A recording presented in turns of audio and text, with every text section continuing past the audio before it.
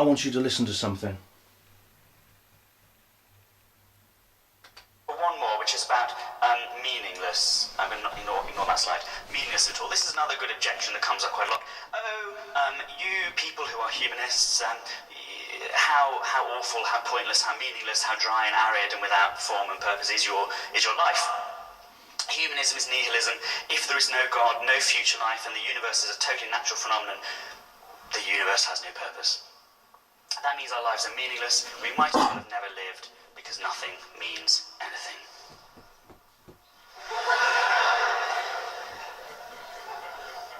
I'm still young. Do text speak? Is this text speak? No, it's not, is it? It's something else. Oh, I don't know. Anyway. Pointlessness. Bertrand Russell responded to this very well, in a sense, by pointing out that what lies behind this is a fear of death. Yes. The fear of death is the problem here. Religion, he said, since it has its source in terror, he didn't pull his punches. Religion, since it has its source in terror, has dignified certain sorts of fear and made people think them not disgraceful. In this it has done mankind a great disservice. All fear is bad. I believe that when I die I shall rot, and nothing of my ego will survive. I am not young, and I love life. But I should scorn to shiver with terror at the thought of annihilation. Many a man has borne himself proudly on the scaffold.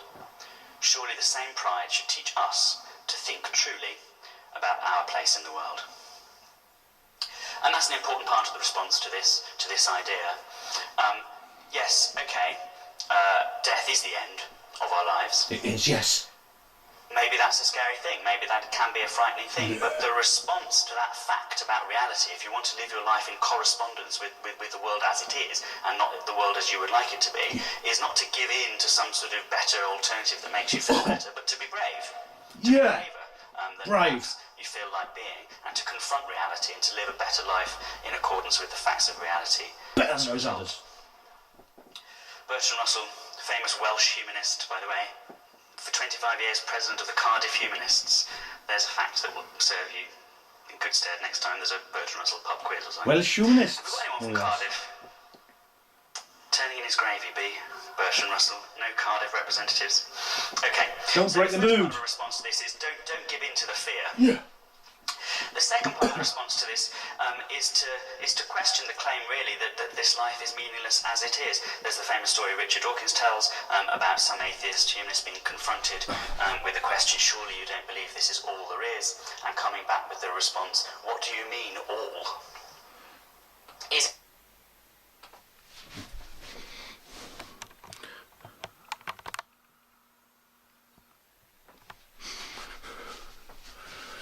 My goodness me, he's right.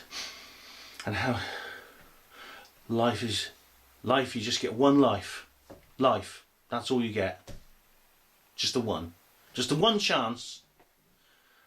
You come from nothing, you go back to nothing. You get born, bits of chemicals come together, they mix together to create your body. Your brain is just a part of your body, and everything about you, your mind, your consciousness, everything. It's just electrical activity in your brain, and it's nothing else. And when you die, your body rots, and your brain rots with it, and you no longer exist. Death is the end. And the thing about it is, anything that argues against it is just a comforting delusion. It's just a way of it's a psychological safety net that protects humans, the only species that knows it's going to die, that can see into the future, protects us from facing that awful truth of finality. But some people like Andrew Copson, director of the British Humanist Association, don't need that comfort blanket to get through their day. They are superior people who have the courage and the fortitude to face that reality head on. Which is why I think he's so incredibly superior to everybody else who doesn't believe, who doesn't believe that death is the end. All these religious people, all these spiritualists, all these quivering mystics, hoarding in the courtyard below the ivory tower where Andrew Copson and all the other materialists stand there backslapping each other at being so superior. And so they should, because they are superior. So for this reason... Oh, where's he gone? There he is. Right. For this reason, Andrew Copson, Director of the British Humanist Association, is going to be awarded the MBA, Materialist Bravery Award. If you remember a couple of years ago, I actually gave a group award to the British Humanist Association. They've got the MBA Bronze as a collective, as an organisation. Andrew Copson is going to get the MBA Bronze personally. I really should have given it to him before because of that speech he gave and because of other speeches he's given. So, with no further ado, let us present it to him. I just put on the little clasp here.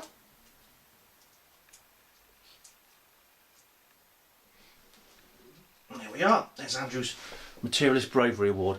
Right, I'll just cue the music. There is. I'll just give you. Oh well, where has he gone? There he is. Let me just give you a quick close-up of Andrew there with his lovely MBA. Well done, Andrew. Congratulations. Materialist Bravery Award for you. Right. Right. Now I'll just cue the music, and we shall give him his little victory parade.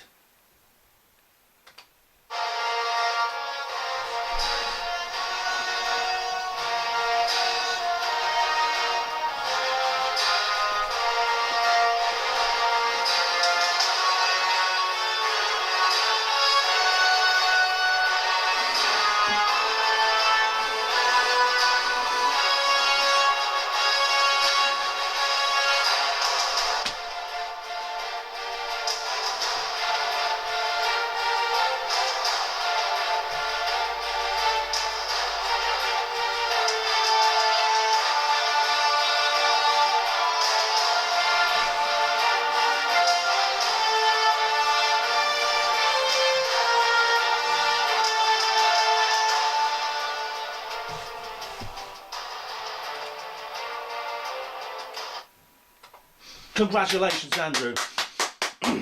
Congratulations on joining that select, exclusive club, which is the Materialist Bravery Award. I've got my little letter here I've got to send to him, as you see there. There's the Materialist Bravery, there's a little head, there's the header. I've redesigned this, I hope you like it. Slightly, and it says here, "Dear Mr. Copson, it gives me great pleasure to inform you that in accordance with the decision of our committee, you have met the necessary qualifications and are henceforth to be decorated with the Materialist Bravery Award. Your current grade is bronze. The decision to decorate you with this prestigious award was because of your commitment to science and reason, and also your courage, pragmatism and self-discipline. Such qualities have led you to reject the falsehood of a life or beyond death. You have therefore shown you are extremely superior to those inferior people who hold such mystical beliefs. Yours sincerely, Die and That's It, General Secretary of the MBA Nominations Committee." I shall now attach his MBA to where it says it's supposed to be attached there. There, so I'll put that on there. Oops. 1 second, I've just got to get the clasp right. Do you like the new design for the MBAs, by the way? I've changed them slightly again. There we are. There it is. It's on there now. Now, if you remember previously, for my previous envelopes I used to send the MBAs in, I had to fold the letter, which meant that the actual MBA itself might get damaged. But I've actually got an A4 envelope this time, which I'm actually going to slip that in there. That's it, and I'll just lick it there. I'll just imagine I'm kissing Andrew's arse. Well, he is so superior, isn't he? Don't get me wrong, I'm straight as a poker. It's just, a chap with that kind of bravery and courage, can make men wet. And I'll just write his name on here. Oops. Andrew Copson. So, Andrew Copson. Is he the director or president? Let me just find out his proper title.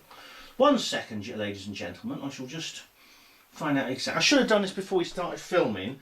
So it's Andrew Copson. I don't want to call him director or something.